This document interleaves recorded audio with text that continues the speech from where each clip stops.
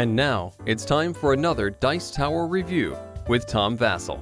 We're talking about a game called Spicy today, folks. This is a game about eating hot peppers, or actually it's about a bunch of cats who, instead of fighting each other for some reason, I think it's based on an old fable, or maybe not, I don't know, they all decide to eat hot peppers and wasabi and see who can survive that the best. From the pictures on these cards, none of them can survive it very well at all. But this isn't about that. This is a game in which you are going to be lying and bluffing other people the whole game. Think of it as bluffing Uno to some degree. Let me show you.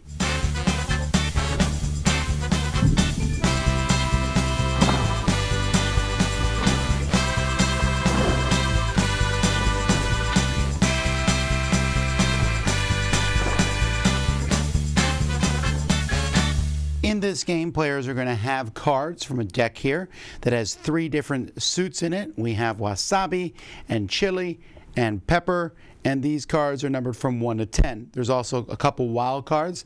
This is any color, or this is a no color essentially, but 1 through 10, and this is all the colors but no number. So you're going to take these cards and you're going to deal 6 cards to each player. And players are going to play cards, and essentially it is the first card played can be a 1 to 3 of any color, and then after that you're going to play a higher number on top of that card. On top of a 10, you can play a 1 through 3 of the same color. But here's the catch. When you play the card, you play it face down, and you tell everyone what you played. So I can say 1 wasabi. And the next person playing this might say a 3 wasabi, etc. Now, at any point, you can call someone out for lying. I can say, that's not what you said. Now I have to say what you're wrong about. I have to say if you're wrong about the number or the color. So let's say, for example, I put this down and I said 5 wasabi. And I said, no, you got the color wrong. Turn it over. No, the color's right, but the number was wrong. So that's a challenge, and anybody can challenge any card at any time. When a challenge happens, if the challenger is correct, they win. If they're incorrect, they lose. But whoever wins is going to take the whole stack of cards and put that stack in front of themselves. And the loser will draw 2 more cards into their hand. So on your turn, you're going to place a card face down, saying what it is. Or you can choose not to play a card and just draw one and pass on your turn. You are trying to get rid of all the cards from your hand. If you do so, you'll take one of these plus 10 cards and then draw back up to 6. If you get 2 of these plus 10 cards, you win. Otherwise, there's this card, which you can see has these little arrows on it. For number of players, it shows you where to stick it in the deck. And when that card comes up, the game's over. These are each worth 10 points, and every card that you've won from challenges is worth 1 point each. And whoever has the most points is the winner. Remember these 2 cards here that I mentioned earlier? If you're challenged on this one, if they challenge you for color, you automatically lose. But it's every number. And the same thing here. This is all colors, so if you get challenged for color, you're fine. But if you get challenged for number, you lose that challenge. And that's it. You're just going to play that way. But you can also play with these here. Spice it up variant. These are cards, and you can pick one of these, and it will change something at the beginning of each game. So this is called We Love Chili, and if you can declare 1, 2, 3 in any spice, you can always say it's chili instead. Or here, 6 equals 9s and 9s equals 6s, etc. So just some rule that's added to that particular game. That's how you play. The components for this game have this gold to them, and that's pretty neat. And then you have the red ones. These cards here have the white background. That's pretty cool.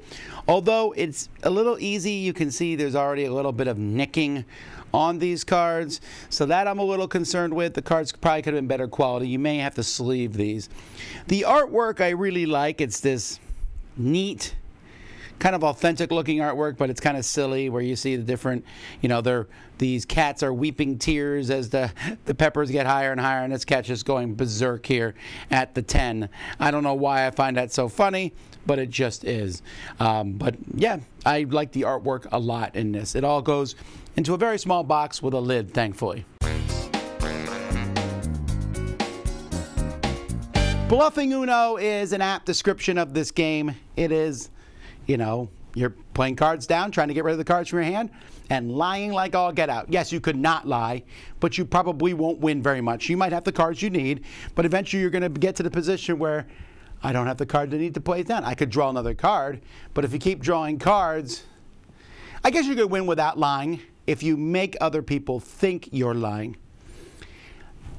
This is pretty simple, and yet it works really well.